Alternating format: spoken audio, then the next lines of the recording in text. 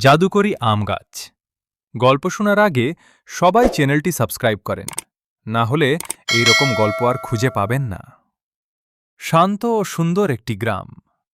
গ্রাম্য রোদে ঘেমে নিয়ে হাঁটছে মন্টু। হাতের ঝুড়িটা একদম খালি। সে ক্লান্ত হয়ে একটি বড় আম গাছের নিচে গিয়ে বসল। গ্রামের মন্টু মিয়া আজ বড্ড ক্লান্ত। সারাদিন কাজ করেও পেটে দুটো দানা পড়েনি। মন্টু পেটে হাত দিয়ে দীর্ঘশ্বাস ফেলে বলল, ইস, যদি একটা মিষ্টি আম খেতে পারতাম। হঠাৎ আম গাছটি চোখের পাতা পিটপিট করল এবং হেসে উঠল। টুংটুং! গাছের ডাল থেকে একটি বিশাল টকটকে লাল জাদুকরি আম গড়িয়ে সোজা মন্টুর কোলে গিয়ে পড়ল। মন্টু ভয়ে ও খুশিতে চোখ বড় বড় করে তাকাল। মন ভালো রাখো মন্টু, সৎ মানুষের কষ্ট বেশি দিন থাকে না। মন্টু আনন্দে নাচতে নাচতে আস্তে আমে বড় একটা কামড় দিল।